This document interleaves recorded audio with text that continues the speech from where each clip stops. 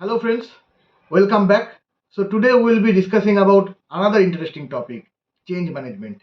So by change management means here I am referring the transformation. It can be a large scale organization level transformation, it can be a program level transformation, or it can be an individual transformation. So in this discussion we'll be talking about various transformation models, various theories, and first and foremost we'll start with one very interesting perspective. So without any further delay, let us get started with the presentation. Let's start. So friends, let's get started with today's presentation. Okay, so before going into the nitty gritties, like let us try to first understand some of the basic perspectives, right? So let us start with the a great quotation which we often use in our day-to-day life, right? By great Greek philosopher Heraclitus. The change is the only constant, and we often, knowingly, unknowingly, use this phrase, right? So the thing is, what was like true back that time, right? 2000 years back, that is true in today's world also, right? It is evolving. Change is basically the constant, right? And we, so depending on the scale of the change, it's very common to feel uneasy because we know that we need to make the changes, but we don't know from where to start, what are the steps need to be followed, whom we need to involve, and all those things. So those we will try to answer in our subsequent discussions, right? And I'll try to make it easy for you. But before going into any details, first let us enjoy one very useful story, and that will clarify the entire perspective that I am trying to get into. Okay, so let us enjoy the story. This is so long back, right? In a village, there was one nobleman, and he was having one pony. Okay, and apparently that pony was having no problem, but suddenly the pony started limping, right? And he thought there must be some problem. So he called up the doctors, right, veterinary doctors, and doctors, examined the pony, and apparently they found no problem, right? Nothing broken, no injuries, nothing, right? They inspect a lot of things, but could not find the reason. And the nobleman also getting frustrated. What is happening with my pony? At that time, a wise man was passing by, and he found that nobleman was like sitting very sad. He said, right, to that nobleman, that wise man actually, what happened? Then the nobleman explained him that this is the problem. My pony started limping. No one is able to help, right? Then the wise man actually thought for a while, and he started asking few questions. So his first question was, anything changed in between, let's say in last couple of weeks to last couple of months with the pony? The nobleman actually started thinking and said, nothing apparently. Then he said, anything, any companion change or anything? Then the nobleman said, apart from I have changed the trainer of the pony. Apart from that, no other change. No, nothing food level or any level like nothing, no change. Only the trainer was changed. Then immediately the wise man asked the next question: how attached the pony is with the trainer? The nobleman said, he is very attached. He loves his trainer very much. Then immediately next question was, right, that whether the trainer limps. Then the nobleman nodded his head and said, yes. Then wise man laughed and said, so that's the problem. Since the trainer was limping and pony was too attached with the trainer and following his trainer so blindly that the pony also started limping. Basically, the pony was following his trainer. So, what we have learned from here, right? This is the great leadership lesson, right? If you think from an organization point of view, right? If your leaders are limping, then as an organization, all the associates of the organization will start limping. And that is where Leadership has a great role to play in all aspect in change, be it change management, be it decision making, be it running the overall organization. So leaders should lead from the front, and leaders should lead by the example, and that's the moral of the story. Now, since you understand or since you enjoyed the story, right? Now, let us first understand the 6 steps, right? Uh, to be followed by a leader to lead by example. First and foremost, leaders should take the responsibility, right? It cannot happen that only good thing, great things. That is where leaders are responsible. Leaders should take the responsibility when things are not falling as per the plan. Things are falling apart. At that point of time, also leaders should take the responsibility. Okay. Second point is leaders should be transparent, right? He or she should actually be so transparent about all the aspect, be it any riskier aspect, be it any failures. He should be transparent to everybody. Third is leaders should not give up, right? Obstacles will come in any situation, be it change management, be it transformation, be it business as usual. But obstacle doesn't mean that we will stop. Obstacle means we have to accept the obstacle, we need to challenge the obstacle, we need to cross the obstacle, right? Fourth is find the solution. And there basically this story will come into picture. Leaders should ask the reflective question. Leaders should help the entire team to find a solution of the problem. Fifth is never say, I am not here to solve the problem, because leaders should always be around. Leaders should motivate the team, and leaders should beside the team in all the aspects. And sixth, and not last but not the least, is basically instead of saying I am not here to solve the problem, say I will put my all help to solve the problem. So basically leader should extend his helping hand so that team can actually, or rather I would put it like this way, leader should enable the team in all by all the means, right? So that team can get the solution of the problem. And that is where the leadership quality will come into picture, and that is what basically lead by example. Okay, now let's proceed.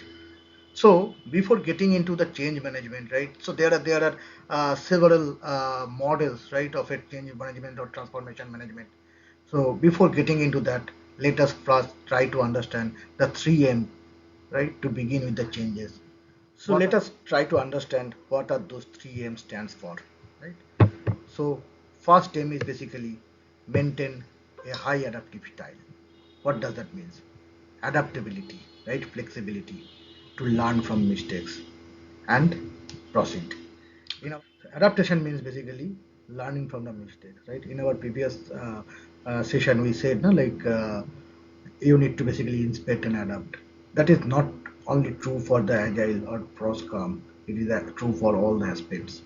You need to start learning from your mistakes, adapt that, and proceed further. So that is what all about the first aim. Then the second aim will come into picture. That is basically multi-learning. So learning at all the layers, starting from the organization top. So learning is the only constant. Continuous learning is the only constant, and that is what I actually consider as agile. Agile means continuous learning. Then the third aim is basically management should assign a different mission to new product development. What does that mean? That means whenever we are approaching to some change management or transformation journey, right? It should be treated as a different mission altogether. It should be treated as a like a different project kind of thing or different mission, and it needs a basically dedicated focus, and that is what 3M of the 3M to begin any change management. Now we'll see a very common term shuhari. I'll come to that. But even before applying the shuhari, right? To get into the transformation journey, there are some prerequisite steps that they are basically one should follow. So first step is sell yourself. That means whenever you are suggesting some change or transformation, right, you need to basically gain the trust of everyone, right? You need to showcase some specific benefit, right? You should show the lead by examples, and that is how once you will gain the trust of all the stakeholders, then only get into the transformation journey. So once you get the go ahead from all the stakeholders, straight away jumping into the transformation journey, first you should basically do the assessment. You should observe the pain areas. You should do a proper in-depth assessment of the current process. What are the blockers? What are the issues? What are the pain points? And you should collate all this information, and your solution should be around those pain points, right? And then last but not the least, before getting into the transformation, we should actually remove the initial barriers or the initial obstacles. Otherwise, what will happen? Again, the landing will be a crash landing. You will never be able to land safely. So all the initial barriers should be removed even before getting into the transformation. Okay, now let us try to understand the shuhari principle. It is a Japanese term, right? Shuhari. So how I'm interpreting, shu means follow the rules. When you are starting something new, okay, you should basically learn, right? Whatever are get instructed, whatever are basically asked to do, you start doing or start following that processes, right? Then once you have a certain amount of confidence, certain amount of knowledge you build up within you, then the second step, that is the ha, will come into the picture. At that point of time, you will start asking the question. You will try to basically differentiate between good and bad. You will try to understand why I am doing this, and what if, right, if instead of doing in this way, if I'll do in that way. So that stage is basically the ha, where you will start breaking the rules. Then last, that is the step of moksha, I would say, that is re. At that point of time, you will be the rule. That means you will create your own rules. So you have the fundamental base ready, right? Because you have learned all the things, you have applied all the things, you asked different questions to know all the basically pros and cons around that. And with all those knowledge base, right, you will now set up your own rules, or you will set up your own way of working, and that is where the re will come into picture. So before, I mean, any transformation journey will follow through these processes of shuhari. Okay, now let us move on. So now we'll see the few transformation or change management models, right? So there are a lot, right? So I have selected few of them to discuss as part of this discussion. So let us get started. So our first model that we want to discuss is basically change model management model by Kotters. So John Kotters, as you all know, right, he is the change management guru, right? So this change 8-step change management model is the most famous model for any change management, right? Whether you are using this entire model as is or not, right?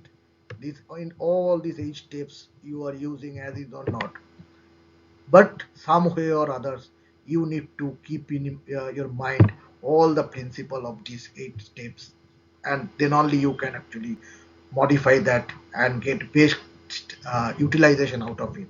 And that is where basically Shuhari will come into picture. So let us see, right, what John Cotters is saying in this 8 step model, right? So the first step is establish a sense of urgency. That means before getting into the transformation, you first need to establish the urgency or need, right? One should feel that yes, the change is required. It is not that okay, my neighbor is doing some transformation or change, that is why I will also do the transformation and change. No, right? Everyone is different, every organization is different. So you as an organization leader, or you as an organization basically need to understand or need to sense the urgency, why I need to do the change. What if I'm not doing the change, then what will happen, whether I'm going to sustain in the market, whether I'll be lagging behind, or what is the exact reason I'm going for this transformation. So once that urgency they will understand, then only they will put the entire focus, and they will have the entire dedication and motivation towards getting into the transformation. And that is what the first and foremost step is, right? Then form a powerful guiding coalition. What does that mean, right? You can actually hire one transformation coach, right, who can actually guide you for all the steps, or who with all the principles or all the philosophies, right? But for a huge amount of organization to actually transform, that one single person, he or she, cannot drive the entire transformation. So basically you need a team of people who will actually act as a change agent or transformation agent, right? So you will basically form up a team, a core team, right? That team will drive the entire transformation journey, right? So that is basically building a powerful coalition. Then the next step is basically develop the vision and strategy. Now, once you formed up that team, which is comprising of change agents, right? So together, that entered all the change agents along with the transformation coach, they will define the vision and strategy, right?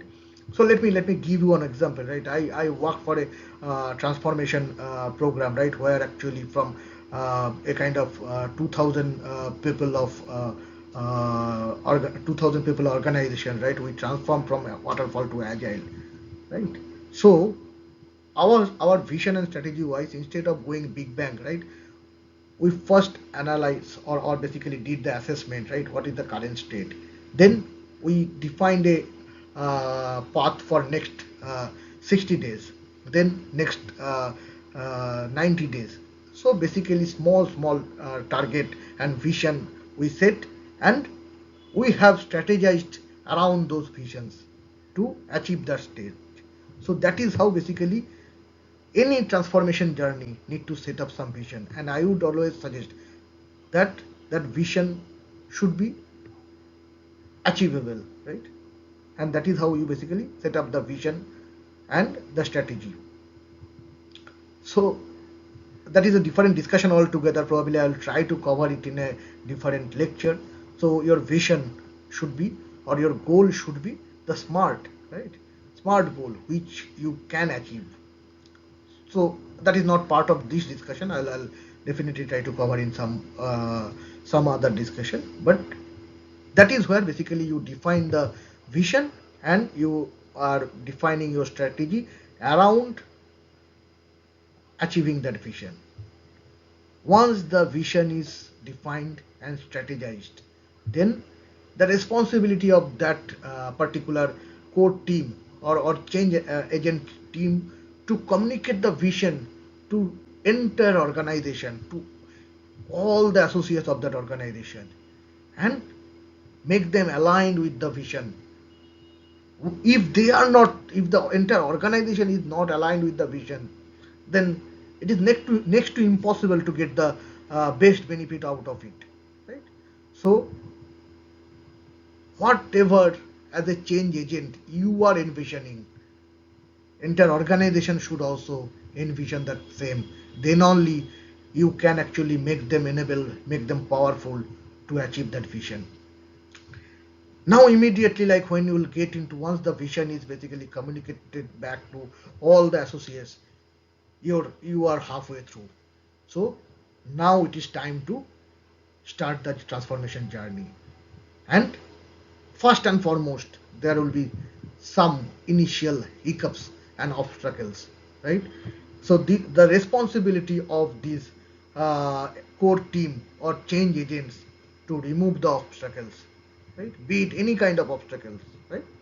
So that the team actually can have a smooth journey towards their transformation, towards their change, right? Then the next is basically plan and create short-term wins. That is very important, right? If you are starting with a new journey and you are going for long time and without seeing any benefit out of it, it is very difficult to sustain that journey. Instead of that, if you can actually plan for some small or short-term wins, right? That will definitely benefit the team or motivate the team to run further or run faster. And that is where basically during the development of vision I was saying, right? So 30 days, 60 days, 90 days kind of vision we need to or plan we need to farm up, we need to strategize that plan and we need to achieve that plan. And that is how basically you can have the short term wins. So next step is basically the consolidating the gains or building on top of the gains. That means after every short wins, right? This step is basically the step of retrospection. So while we have achieved the previous win, right? What went well, what not went well, and from there we'll identify the path forward, or we'll try to see, right? We'll do the inspect and adaptation of the best practices and will achieve the next goal.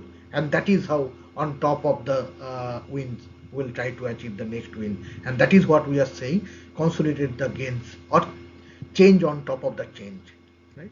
And last but not the least of this eight step model is basically anchor in the culture. There basically the cultural aspect will come into the picture.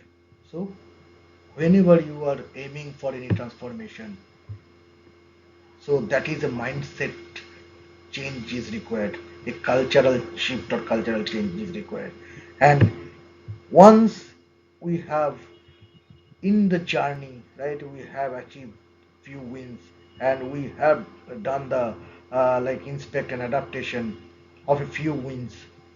Now it is high time to do the cultural shift or cultural switch so that the entire organization will aim towards the change, right?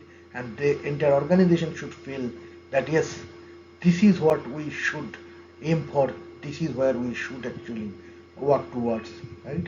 And that is where you actually started building up a smooth journey, and there onwards the journey will be smooth, and there onwards you will be achieving the desired state you are looking for.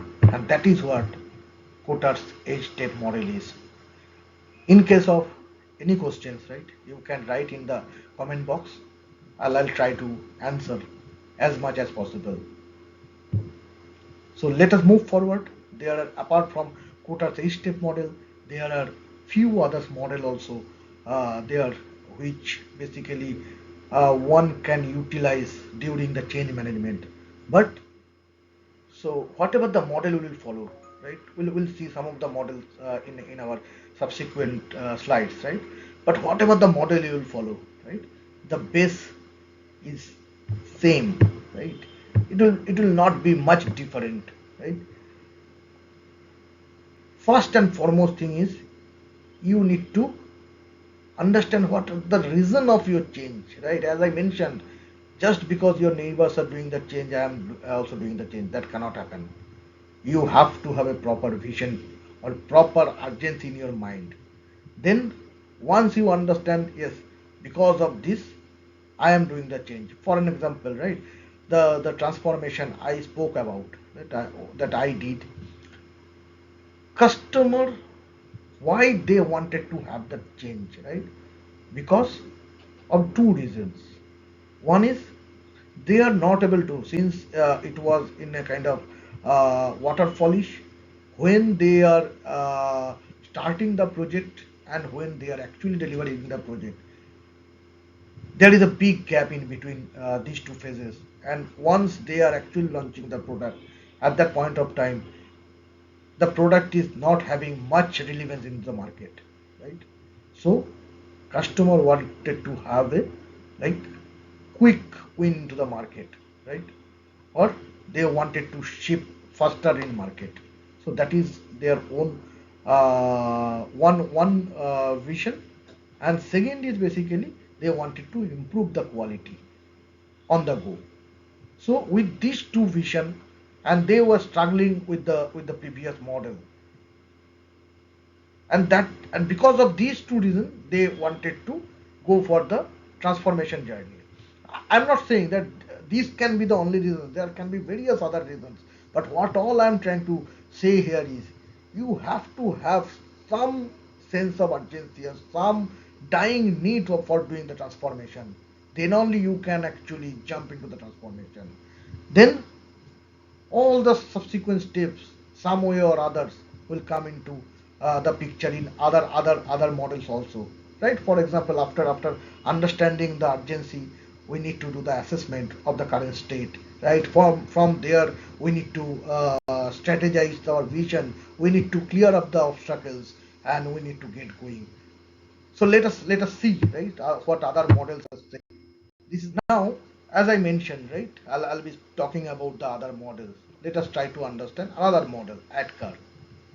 So adkar model, some way or other, right? It is also talking about the same story or same flow, right?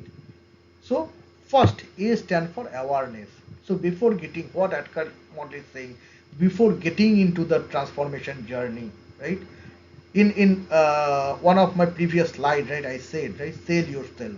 That means you, whoever is doing the transformation or whoever is leading the transformation, he should make the entire organization aware, right, why we are doing this thing. So that is what is awareness all about. Then D will come into the picture, that is desire. That is basically what are our dying needs to do that transformation. That means if you look into the kotter step model, right, it is basically the sense of urgency, right? So that is what is your desire. Then the knowledge. So before getting into the transformation, the change agents or whoever is doing the changes, right, first and foremost responsibilities is to make the team uh, aware or knowledgeable about the entire transformation journey.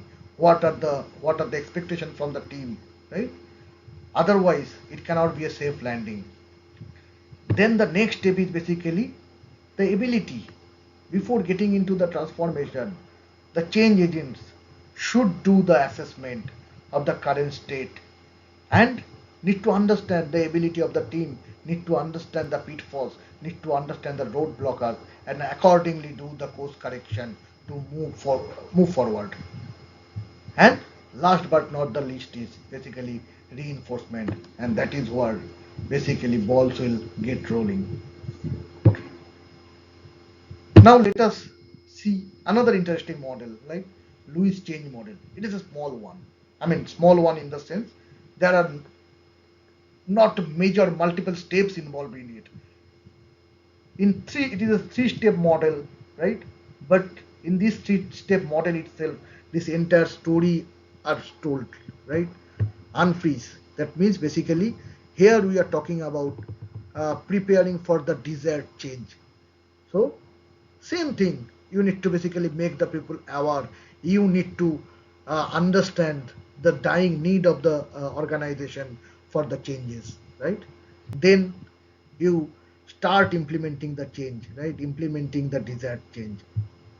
Then refreeze. That means basically solidify the desired change. Here the inspect and adapt will come into the picture, and this circle will go on. This is Lewis change model. So there are several other models in the industries, right? So we can talk about all of them in another discussion. But the net, the story is all the same. you need to understand the sense of urgency. You need to have the adequate knowledge to go about the change. As a leader, you should help to remove the obstacle. You should aim for the small wins. And after achieving the wins, you need to inspect and do the course correction. And you will should go for the next win and you should go on. And that is what all about the change management is. I hope today's discussion was useful for you, and I firmly believe that you should be able to use some of the learnings in your transformation journey as well. And that is what my success is. So, I'll be back with another interesting topic soon. Till then, stay healthy, stay safe, and most importantly, stay happy. Thank you all.